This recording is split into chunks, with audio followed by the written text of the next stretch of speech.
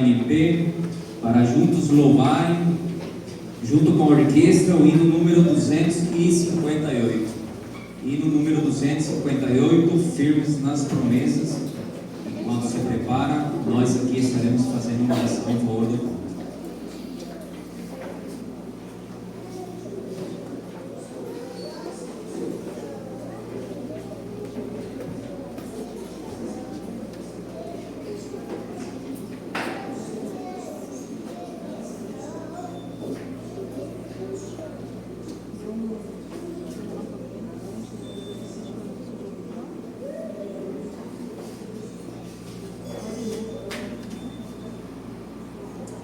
Amém? Damos por início o nosso culto em nome de Jesus, com o cantar do hino número 258.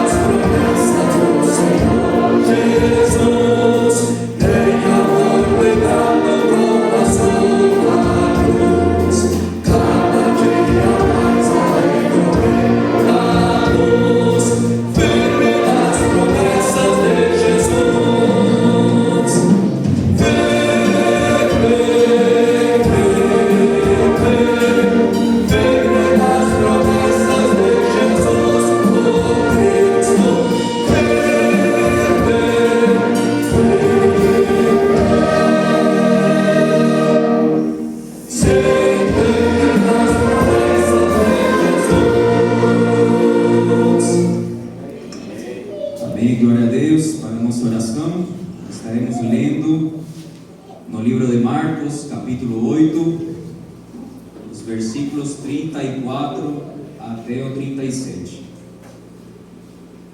Marcos capítulo 8, versículo 34 até o 37. Vou acompanhar aqui na projeção, diz assim a palavra de Deus: e chamando assim a multidão com os seus discípulos, disse-lhes: se alguém quiser vir após mim, negue-se a si mesmo, e tome a sua cruz e siga. Porque qualquer que quiser salvar a sua vida, perdê-la-á, mas qualquer que perder a sua vida por amor de mim e do Evangelho, esse a salvará.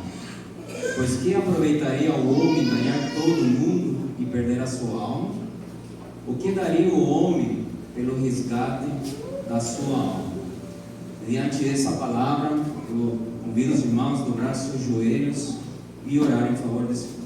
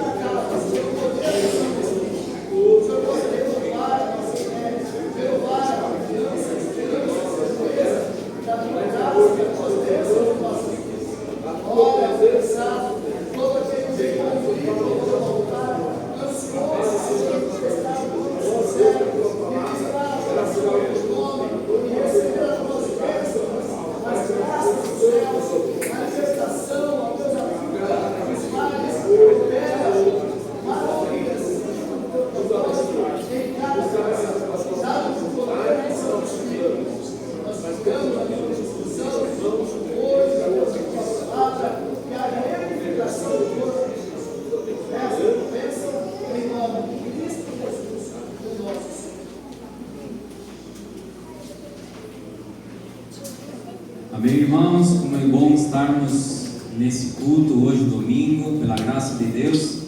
Nós temos que ser agradecidos pela oportunidade que Deus nos dá de poder congregar aqui e adorar o santo nome.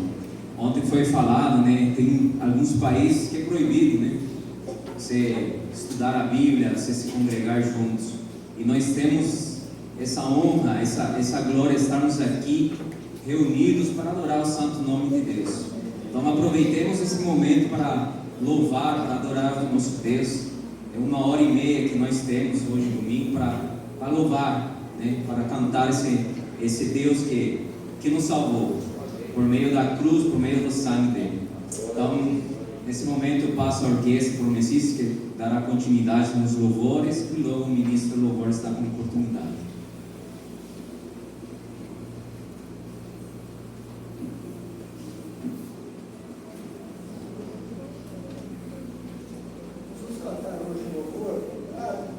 Número 8. Fonte és tu de toda a bênção. Espero que a gente possa, em todo o tempo, entender isso. Às vezes no nosso coração há um sentimento que aquilo que Deus fala através da sua palavra, através de orientações tão profundas, para a gente refletir sobre a nossa fragilidade de vida, mas é triste a gente ver que às vezes a gente não aprende com a palavra.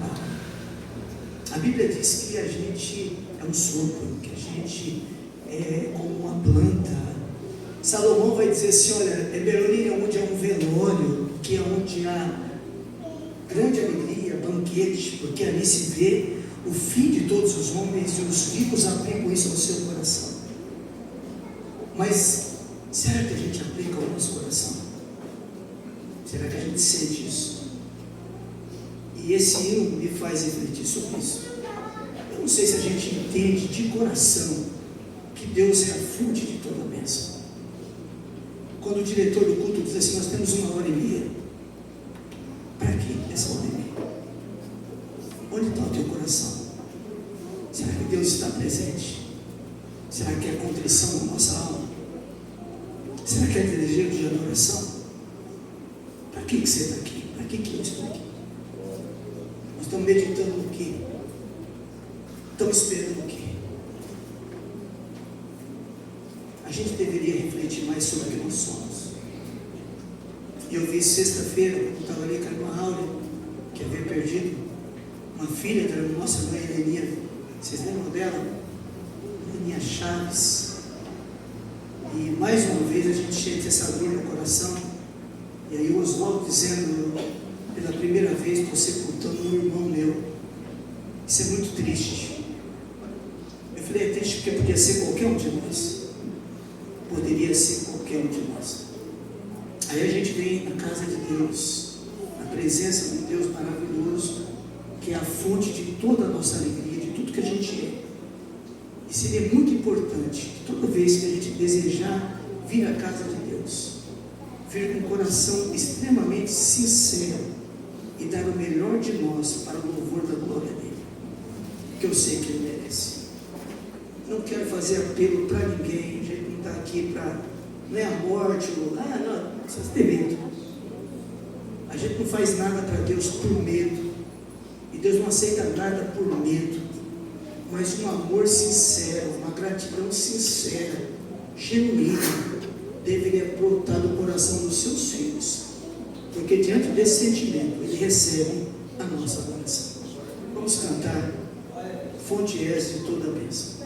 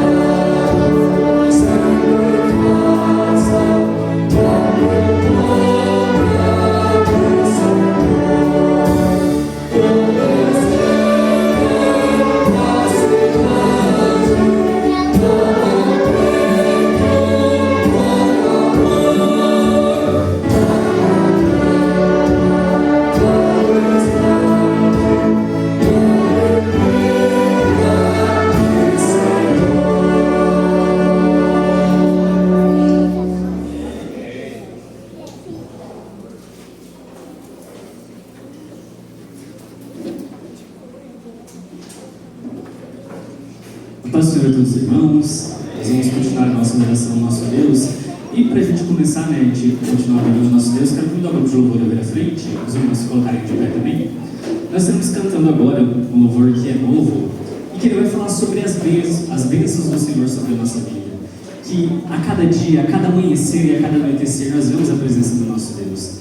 Assim como nós cantamos agora, que Ele é a fonte divina das nossas vidas, nós declaramos que esse Deus, Ele está em todos os momentos com a nossa vida também. Então nós vamos cantar este louvor, convidar os irmãos para conhecerem esse louvor junto com a gente, né? E a gente declarar essa bênção do nosso Deus sobre as nossas vidas.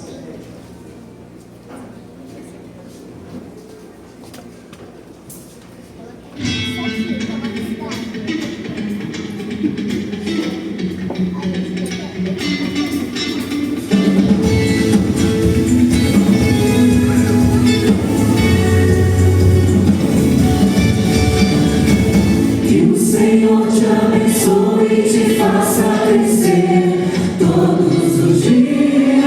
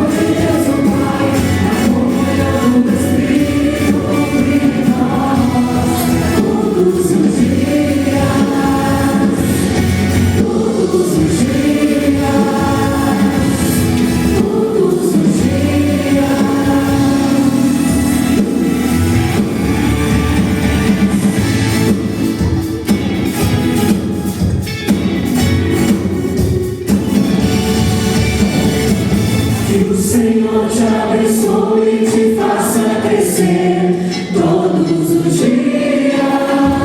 Desde o amanhecer até o anoitecer, todos os dias. Que o Eterno te guarde e te dê seu favor. E que nunca te falte a paz do Senhor.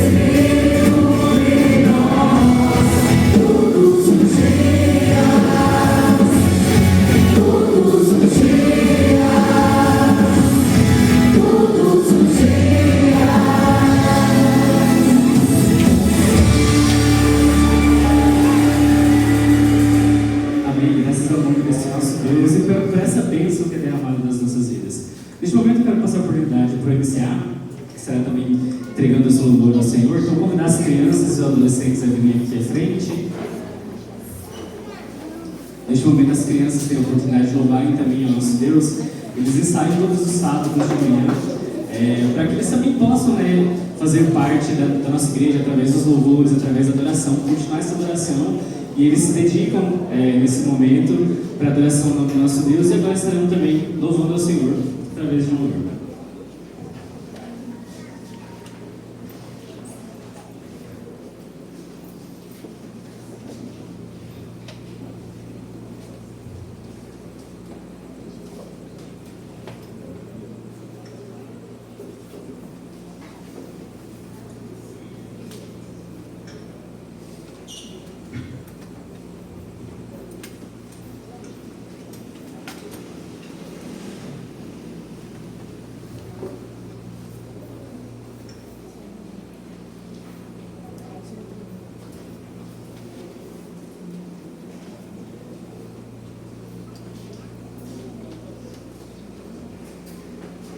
Cumprimentos e louvor ao Pai do Senhor. Amém. Isaías 43, versículo 1 ao 3 diz: Mas agora sim diz o Senhor que te criou, ó Jacó, e quem te formou, ó Israel, não te, mas porque eu te vi, chamei-te pelo teu nome, tu és meu. Quando passares pela água, estarei contigo, e quando pelos rios, eles não te submergirão. Quando passares pelo fogo, não te queimarás, nem a chama arderás em ti. Porque eu sou o Senhor, teu Deus, o Santo de Israel, o teu Salvador.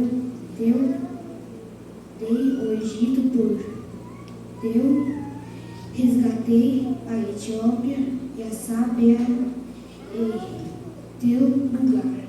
Deus, o nosso Pai Celestial que nos criou, a sua semelhança, não nos pede formalidades para chamar a Ele, mas nos pede intimidade. Ele tem disponibilidade e deseja em manter um relacionamento constante com seus filhos, seja qual for a situação. Se você está triste, Ele é a alegria. Se você está cansado, Ele é o renovo. Se você está perdido, Ele é a direção. Se você tem fome, Ele é o pão da vida. Se você se sente no escuro, Ele é a luz que ilumina. Deus está conosco todos os dias e quer um relacionamento profundo e íntimo, nada que seja de momento, mas sim que seja verdadeiro. Louvemos ao nosso Deus.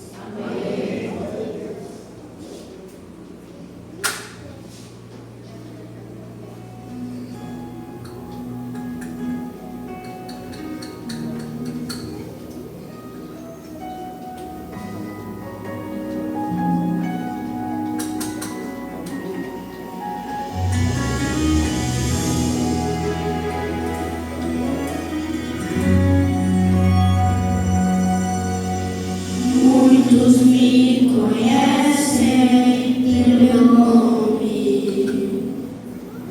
outros me conhecem só de ouvir falar. Alguns são de perto e outros de longe. Com licença eu vou me apresentar. Sabe quem eu sou? Eu sou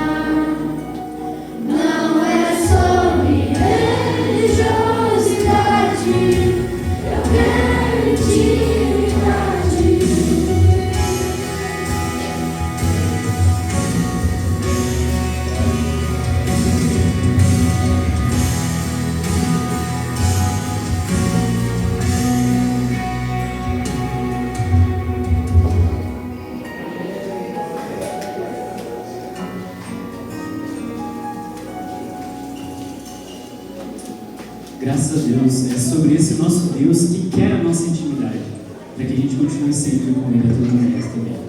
Neste momento nós estamos fazendo os momentos de acolhimento das ofertas. Quero convidar a diaconisa Alessandra e os irmãos a ficarem com ele também. Nós estamos louvando também através das nossas ofertas e vamos pedir também oração para que Deus nos abençoe nossos trabalhos, abençoe as nossas vidas e que para onde essa oferta chegar, todos sejam abençoados pela graça do Senhor. Vamos todos orar. Senhor Deus, nós te agradecemos, louvamos o teu bendito nome, estamos na tua casa, Senhor, mais uma vez, Senhor Jesus, para louvar, bendizer o teu santo nome, escutar a tua palavra, Deus, e também agora ofertar a ti, Senhor. Obrigada, Senhor, pela oportunidade de ofertarmos, ó Senhor Jesus. Continua abençoando, Senhor, os nossos empregos, os nossos lares. O Senhor é o nosso provedor, aquele que dá o pão nosso de cada dia, aquele que dá toda a provisão em nossas vidas. E nós te agradecemos por isso, ó Deus. Abençoa, Senhor, os dizimistas, os ofertantes da tua casa, ó Pai. Abençoa essas ofertas, Senhor, que serão arrecadadas, que elas possam, Senhor Jesus, ser multiplicadas e aplicadas na obra do Senhor Jesus Cristo, Pai. No Evangelho da salvação, ó Deus. E nós te pedimos, Senhor, ser conosco em todo o tempo e te agradecemos em nome de Jesus. Amém.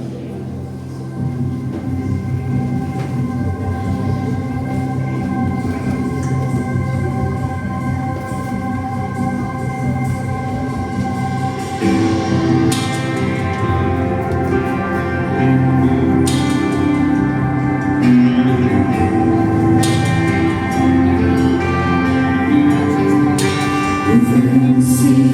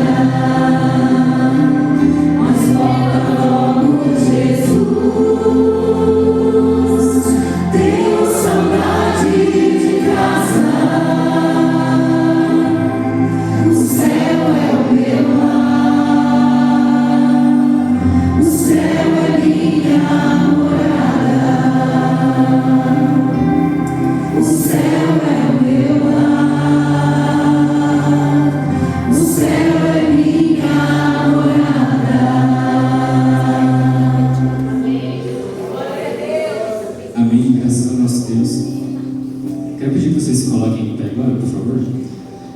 Nós estamos louvando como prelúdio da mensagem de hoje. E eu estava analisando tudo que a gente está cantando aqui hoje. Desde o momento que a gente iniciou o culto, nós estamos proclamando o nome do nosso Deus. Nós estamos reconhecendo a sua santidade a todo momento e a cada segundo desde que a gente chegou aqui. As crianças cantaram agora, falando que não é sobre a gente, mas é sobre o nosso Deus. E se quando a gente precisar, é só a gente clamar, é só a gente lembrar que a gente tem o nosso Deus. A gente nunca devia esquecer isso, porque é Ele que está com a gente em todo momento. E continuando nessa análise que a gente estava fazendo no louvor das crianças, a gente viu que as crianças cantaram: esse é o meu Pai, esse é o meu Deus. E a gente cantando os nossos louvores aqui hoje também, nós cantamos que Ele é fonte de vida, Ele é fonte eterna, Ele é o Cristo, o Filho do Deus vivo. Ele é quem deixou o Espírito Santo para que consolasse a gente, e é Ele quem clama por essa volta para casa, quem dá esse sentimento no nosso coração de que a gente quer voltar para o nosso lar, que é o nosso céu, para ficar com Jesus, para ficar com o nosso Deus, porque Ele nos redimiu de todo o pecado. E quando a gente vê a essência da nossa vida, a gente sempre reflete isso, que a gente sabe que nós somos pecadores, mas a graça de Deus é quem nos redime. É Cristo que nos tira dessa condição de pecadores, de falhos, de errados, e nos traz para a graça e nos mostra qual que é o caminho certo a percorrer. E Ele fala para a gente: filho, vá por aqui, tua fé te salvou, não peca mais, mas continua, não peca mais, mas continua aqui, eu estou com você a cada segundo, e por onde você for, eu vou também, mas continue em santidade. A gente vai cantar um louvor agora que ele fala sobre o nosso Cristo, que a gente não precisa ver Ele, mas é para a gente querer que Ele é real. Eu não vejo meu Deus, mas eu sei que Ele é real na minha vida, e que esse desejo também transborde na igreja, e transborde das portas para fora também, que quando a gente cantar, quando a gente exaltar o nome do nosso Deus, quando a gente orar, as pessoas saibam que Cristo é o Filho do Deus vivo, é o Cristo que nos salva e que nos redime, e que sem Ele a gente não faz nada. E por isso que a gente sempre canta que Cristo é bem-vindo nas nossas vidas. Cristo, seja bem-vindo aqui no meu coração, seja bem-vindo na minha mente, limpa o que está sujo aqui, o que está errado, mas Cristo continue nos nossos corações, e que a gente clame isso a todo momento, meu irmão, porque aí fora a gente vai se deparar com tanta coisa, mas com tanta coisa que vai tirar a gente dessa paz, da paz de Cristo. Mas Cristo é conosco, Cristo é quem enxuga as nossas lágrimas, é aquele que fala pra gente: olha, eu estou com você, e que a gente canta que é o Cristo das nossas vidas.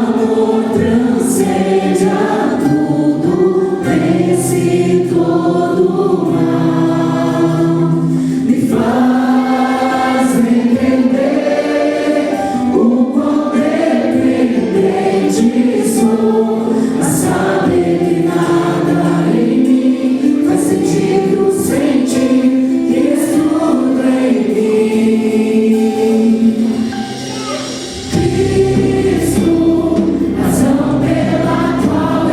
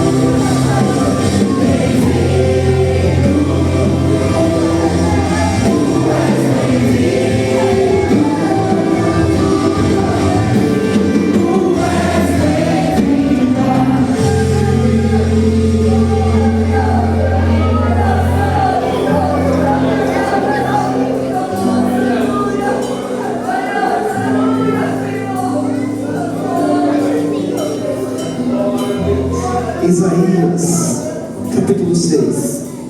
Isaías, capítulo 6, versículo 1 diz assim: no ano em que morreu o rei Uzias, eu vi o Senhor assentado sobre um alto e sublime trono, e o seu cetro enchia o templo. Os serafins estavam acima dele. Cada um tinha 6 asas, com 2 cobriam o rosto, com 2 cobriam os pés, e com 2 voavam. E clamavam uns aos outros, dizendo: Santo, Santo, Santo é o Senhor dos exércitos, toda a terra está cheia da sua glória. Oh, Santo Deus, nós te louvamos. Poderoso Cristo, obrigado, Senhor. Oh, meu Deus, a tua misericórdia nos alcançou.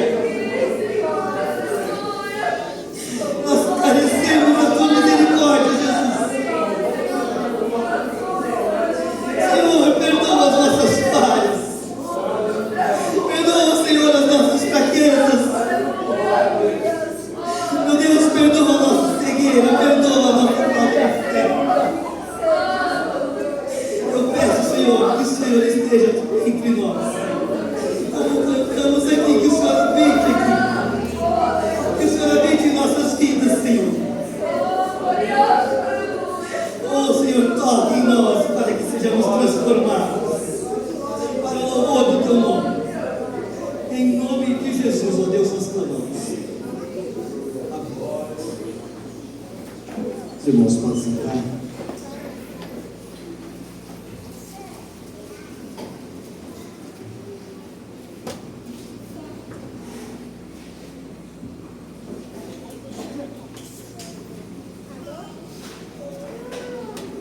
Cumprimento os irmãos com a paz do Senhor.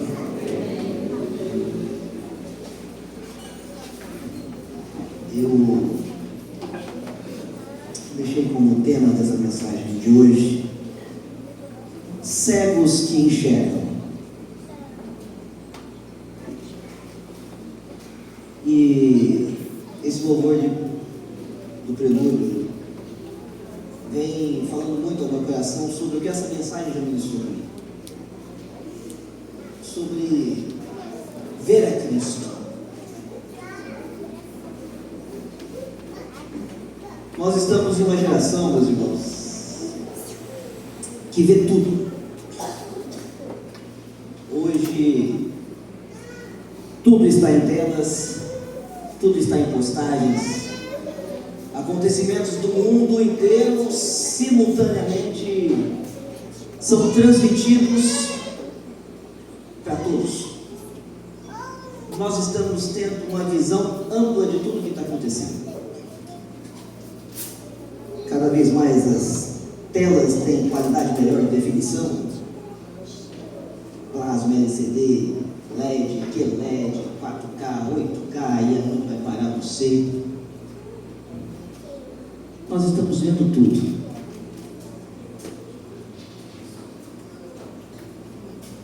Eu não sei se aqui alguém já foi em algum circo e viu um truque de mágica em que alguém faz algo inacreditável bem nos nossos olhos. Sabe, uma ilusão de ótica? Já foi vítima de ilusão de ótica? Você olhou, pensou que estava longe, mas de repente estava perto. Pensou que era uma coisa e na verdade era outra. No escuro, o vulto de alguém passando se transforma num monstro por uma ilusão de ótica. Às vezes os nossos olhos nos enganam.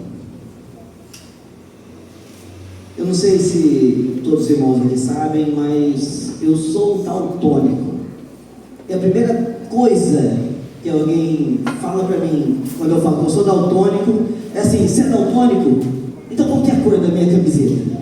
Qual que é a cor dessa roupa aqui? É desse jeito. Então não é daltônico. Vamos fazer um teste aqui, ó. Vocês já viram um teste? Foi assim que a gente começou a descobrir que eu era daltônico. Para você que tem uma visão 100%, você está vendo um número aí no meio?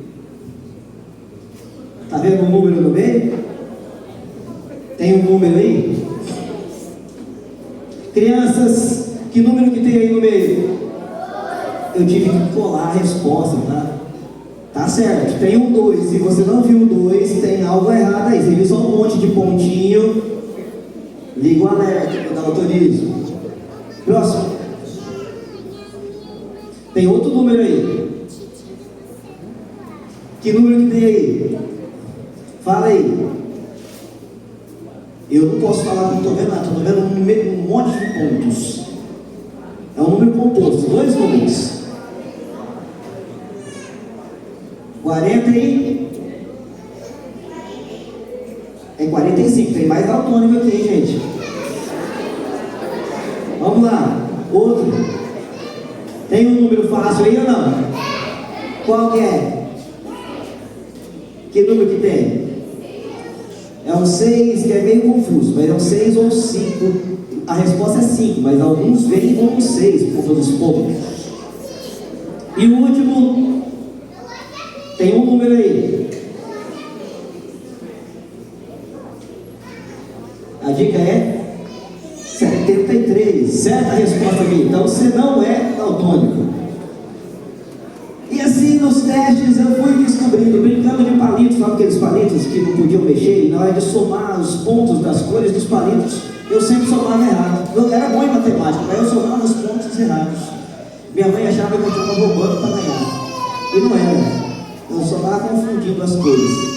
Eu vejo as cores, gente, mas a minha mente me engana.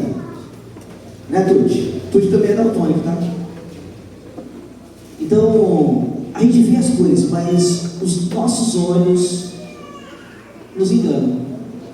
A gente está vendo ali, mas a gente não consegue identificar.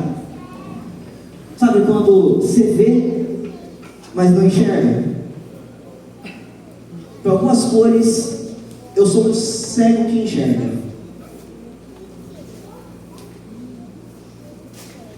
E a gente vai vivendo assim, às vezes enxergando, mas sem ter percepção. Isaías 6, quem quiser acompanhar, eu li até o versículo 3, e o versículo 4 em diante diz assim: e os umbrais das portas se moveram com uma voz do que clamava, e a casa se encheu de fumaça. Então eu disse: ai de mim,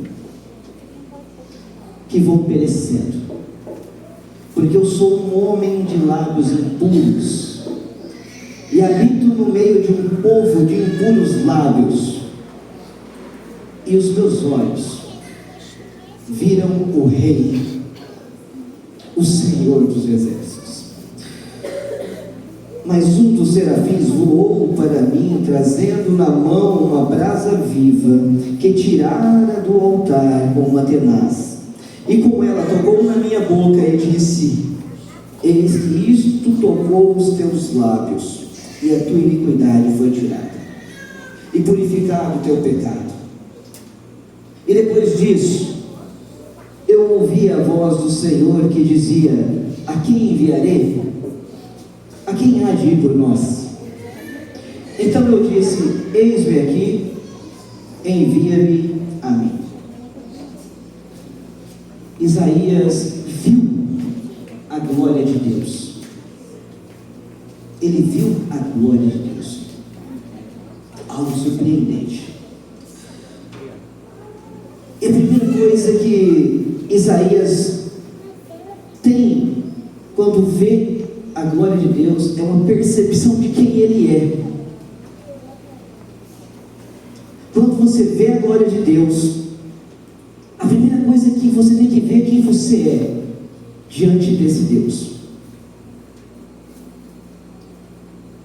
Isaías fala assim: ai de mim, que vou morrendo, estou morrendo. Ele se vê como um pecador, ele se vê como um miserável diante da glória de Deus. a glória de Deus impacta Isaías. Meu irmão, a visão nem sempre te dá percepção. O problema é quando a gente não tem percepção das coisas. Alguém que se importa com você, alguém que te ama de verdade, já teve uma percepção sobre a sua vida sem te ver? Comigo já aconteceu. Por telefone, às vezes, alguém fala assim: o que foi? Sua voz está diferente? O que está acontecendo? Só do jeito de andar, às vezes, quando você conhece alguém de verdade, você tem a percepção de que algo está errado.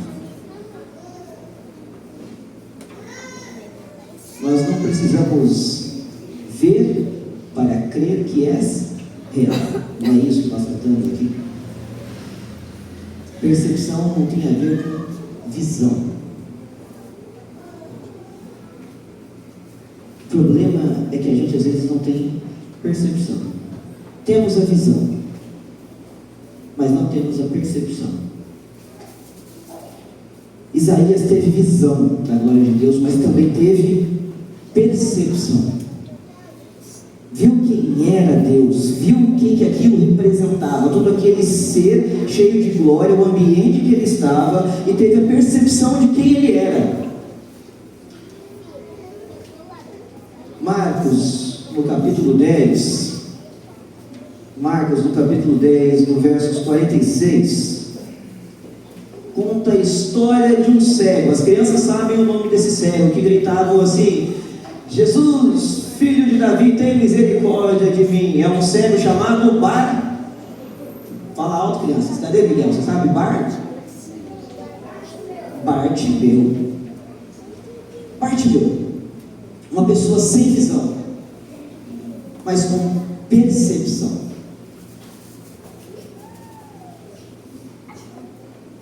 No versículo 46, ele fala assim: depois foram para Jericó, e saindo ele de Jericó com seus discípulos e uma grande multidão, Bartimeu, cego, filho de Timeu, estava assentado junto ao caminho mendigando, e ouvindo que era Jesus de Nazaré, começou a clamar e a dizer: Jesus, filho de Davi, tem misericórdia de mim. E Jesus, parando, disse que o chamassem, e o chamaram, e chamaram o cego e dizendo-lhe: tem bom ânimo, levanta-te, ele te chama. Versículo 50. E ele, lançando da sua capa, levantou-se e foi ter com Jesus. Ele não estava vendo Jesus,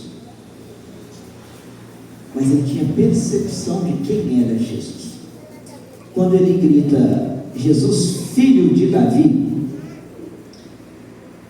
ele fala assim: eu sei que o Senhor é o Messias, da profecia, aquela profecia que dizia que um descendente de Davi viria para nos salvar. O mesmo ser de Isaías que está entre nós agora, eu sei que é o Senhor. Eu sei que é o Senhor que Isaías viu e agora está caminhando aqui. É a minha chance. Eu sei que é o Senhor, mesmo sem eu ver.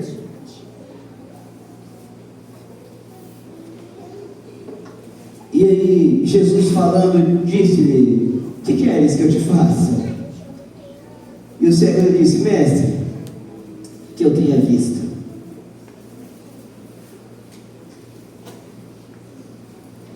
Meu irmão, sem visão, você pode ter percepção, mas o problema é que às vezes Jesus está passando e a gente não tem percepção de que Ele está passando. Nós temos que saber quem é Jesus. Precisamos entender o que é esse ser cheio de glória e majestade.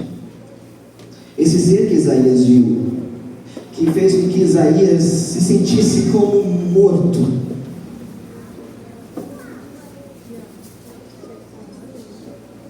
Atos, Atos, no capítulo 9.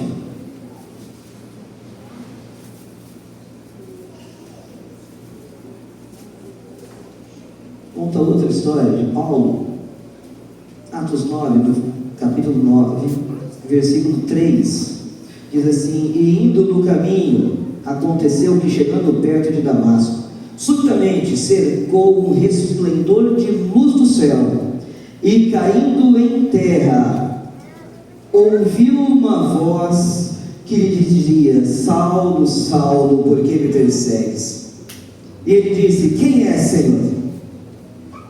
E disse o Senhor: eu sou Jesus a quem tu persegues. Duro é para ti calcitrar contra os aguilhões. E ele, tremendo e atônito, disse: Senhor, o que queres que eu faça? Você viu quem está perguntando agora? Não é mais Jesus?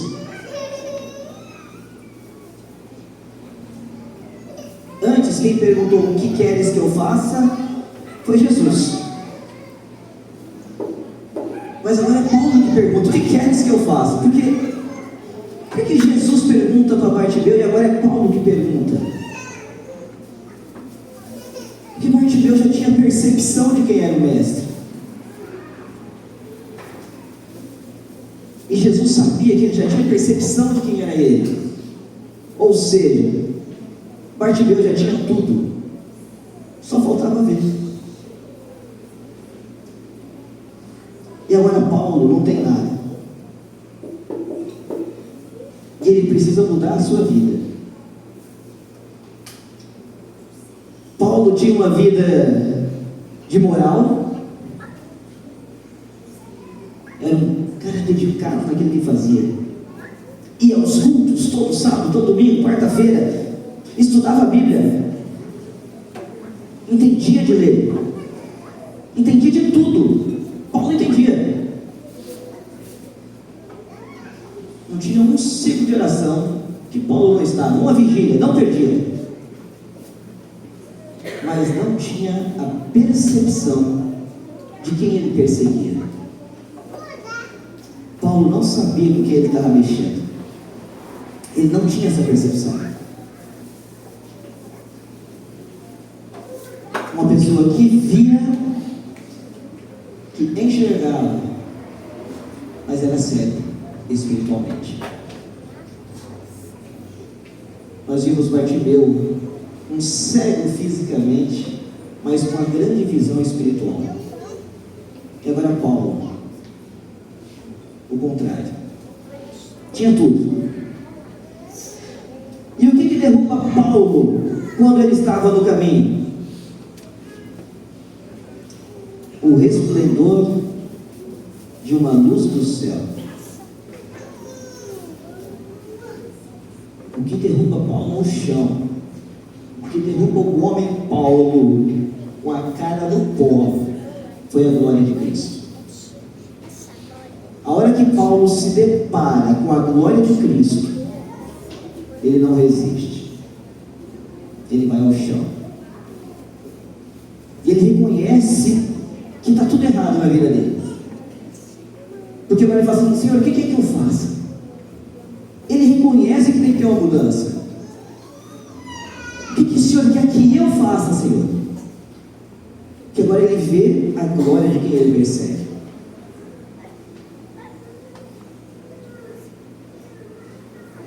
Hoje a gente estava lá mexendo na tenda, lá na chácara.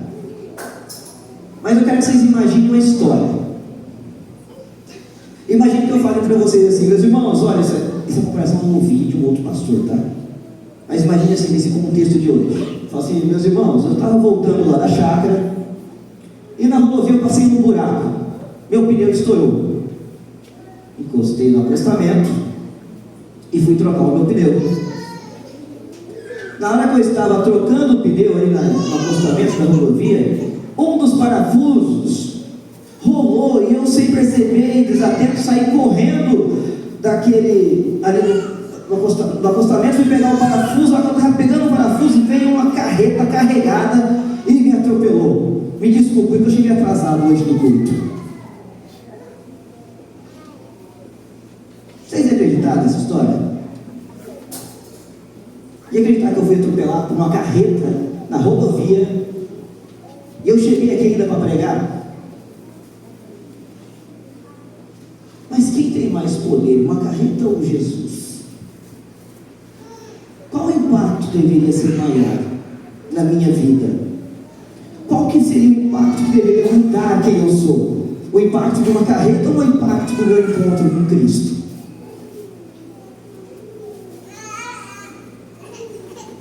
O que a glória de Jesus fez comigo? Qual que é o impacto que Ele teve comigo? O que a minha vida está diferente? O que mudou na minha forma? O que mudou no meu ser? Quando eu encontrei que choque com a glória de Cristo.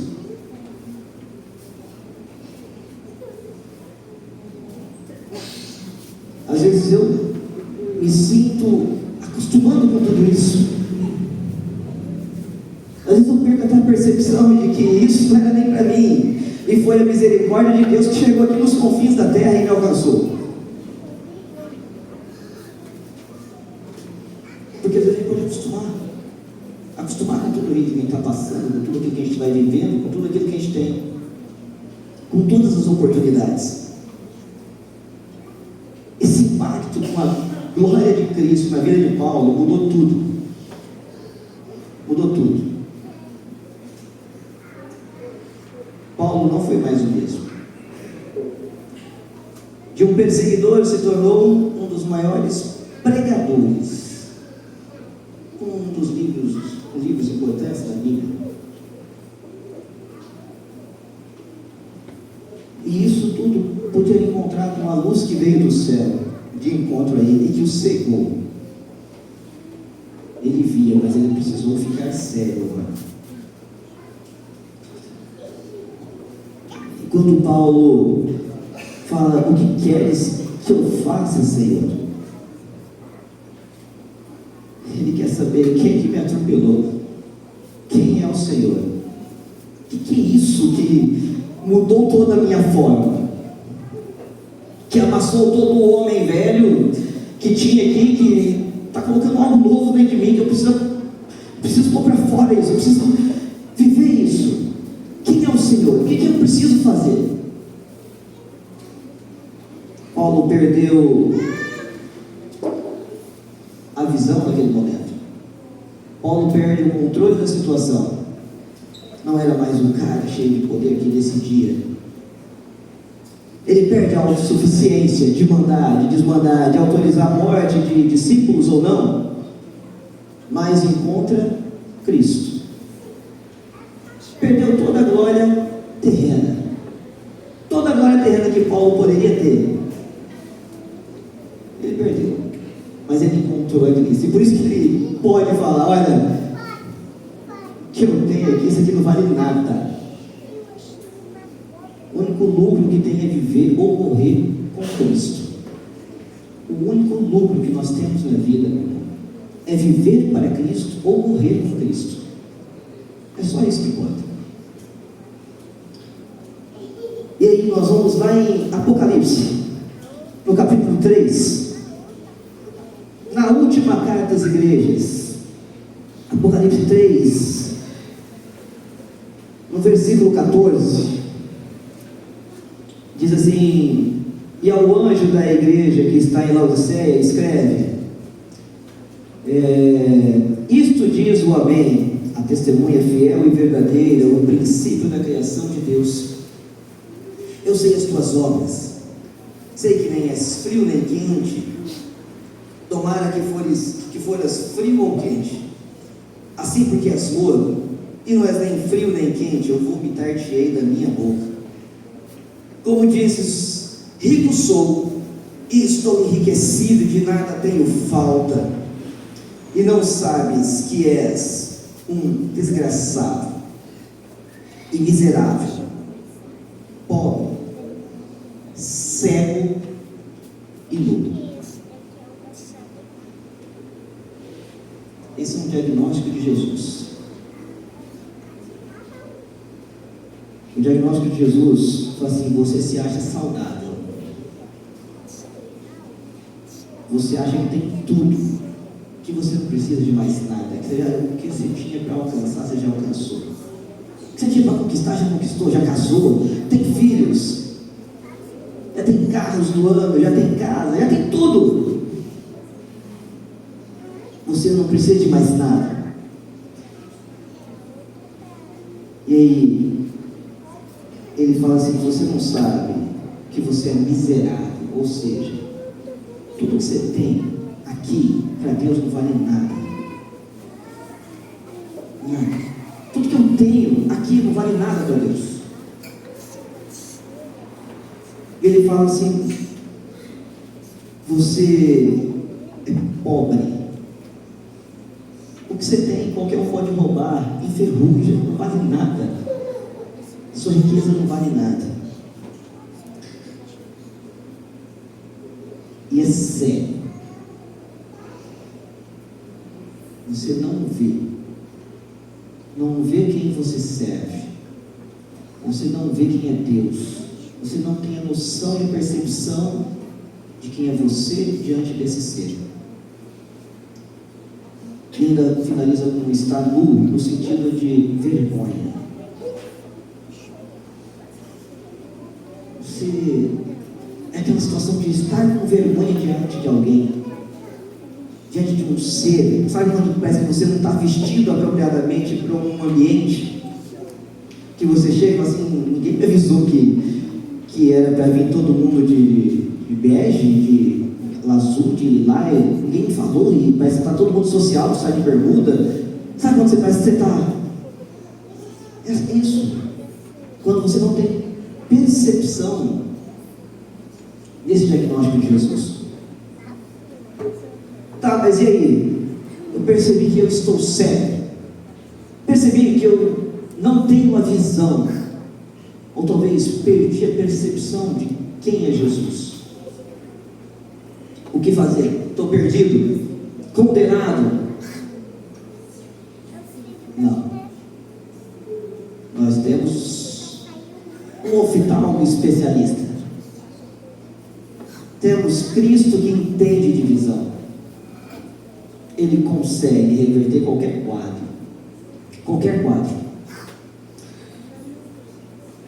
Cristo pode fazer cirurgias, pode fazer transplante, pode passar um remédio para nós. João 9 fala de uma cirurgia que Deus fez diante das pessoas, um cego de nascença. E Cristo pega um pouco de barro, um pouco de lodo, passa no olho daquele cego e fala assim: vai lá, lave. E aquele cego que está ali relatado em João 9, lava e ele volta a enxergar. Às vezes no meu caso, é um caso cirúrgico. Às vezes Cristo precisa limpar os meus olhos para que eu possa voltar a vê-lo como Ele é.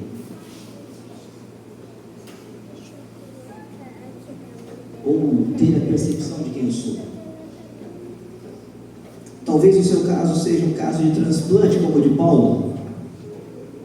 Tirar os olhos antigos, aquilo que enxergava só para aquilo que estava aqui. Colocar uma nova visão, para enxergar as coisas do alto, para enxergar os céus, para enxergar a glória de Cristo. Ou talvez seja só um remédio. Como está aqui Apocalipse? Em Apocalipse 3, depois do diagnóstico, para aqueles que Ele ama, porque essa carta não é uma carta de condenação, meu irmão. Eu não vejo como uma carta de condenação. É uma carta de aconselhamento, porque Ele não quer que ninguém se perca. E Ele fala assim no versículo 18, Apocalipse 3, 18: aconselho-te que de mim compres ouro provado no fogo, para que te enriqueças. Que essa riqueza que você tem aqui não vale nada, mas busca de Deus o seu tesouro, aquilo que realmente importa. Busca em Deus aquilo que realmente importa. Busque em Deus também vestes brancas, para que te vistas e não fique mais com vergonha no ambiente, sabe? Agora você vai estar vestido adequadamente para o banquete, e que você unjas os teus olhos com um colírio, para que vejas. Às vezes a gente precisa só do colírio. Pedir ao Espírito Santo que pingue essas gotinhas de colírio dos céus, dos nossos olhos, para que a gente possa voltar a ver perfeitamente. Que a gente nunca perca a visão, nunca percamos a visão do porquê estarmos aqui, do porquê vivermos lá fora dizendo que somos cristãos, do porquê se reunir, do porquê levantar as mãos durante o louvor, do porquê fazer todo um movimento para que um culto aconteça. Não é para ouvir homens, não é para ter conforto.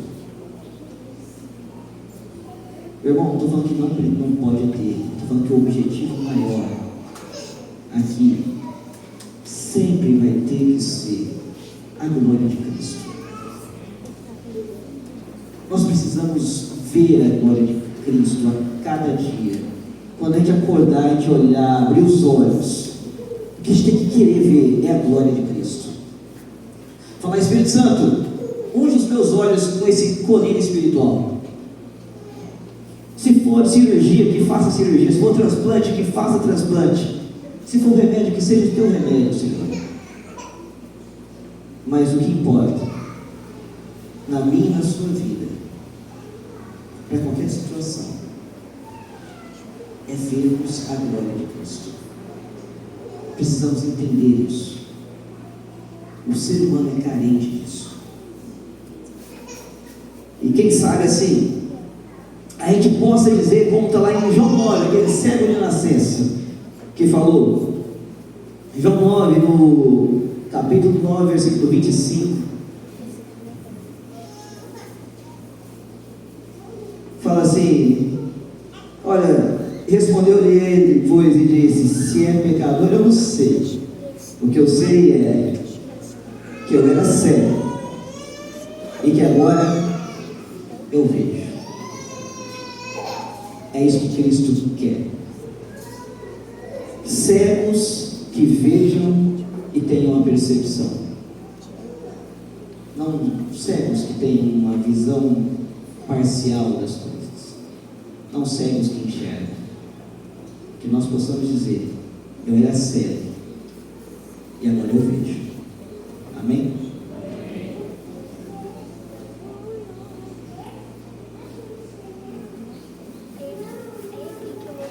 Vamos ficar em pé, irmãos, nós vamos orar.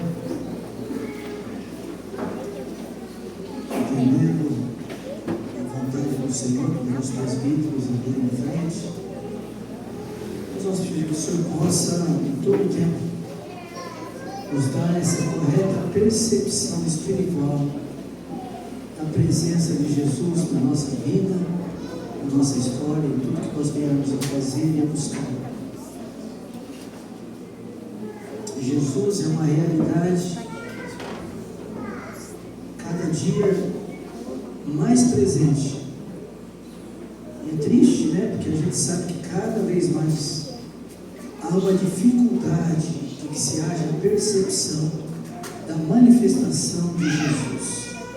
Que nós possamos pedir a misericórdia de Deus, não é com palavras, nós precisamos orar, estar na presença de Deus, para que isso aconteça nos nossos corações. Se você deseja receber uma missão da fé, se você tem uma necessidade, segundo a palavra que foi ministrada, não é problema a gente dizer: Senhor, às vezes eu tenho uma sensação que eu não estou te enxergando. Às vezes na minha caminhada eu não tenho a percepção que Jesus está comigo. Às vezes estar na igreja não significa ter a exata percepção da glória do Todo-Poderoso entre nós. Isaías percebeu isso. E quando ele percebeu, ele caiu. Às vezes, na vida toda, um momento que foi falado, que Jesus disse: vai e não peques mais. Você nunca viu Jesus falando: vai e não peques mais para a multidão? Você já viu? Uma grande reunião, às vezes ministrando, falou: vocês vão e não pequem mais. Vai e não pequem mais é para algumas pessoas que tem um encontro com Ele, que tem o toque dele, que tem uma intimidade com Ele, que percebe na vida a importância dele, que a restauração que Ele produz. Não peca mais não é mérito de ninguém, não se consegue por palavra, mas é pela obra de Jesus. É Ele, tudo é por Ele, tudo é para a glória dele. É uma ação espiritual na tua vida, a santificação, a vida nova. Nada é você, nunca haverá orgulho, nunca haverá arrogância, sempre gratidão pelo que Jesus fez. Se você não tem isso, se você não sente que Jesus veio, mas se você tem uma necessidade na vida também, tenha a percepção que Jesus pode fazer a diferença na sua história, que Ele pode curar, que Ele pode libertar. Tenha isso como uma realidade presente. Eu tenho certeza que Ele faz. Se você deseja ver, nós estaremos orando em nome de Jesus.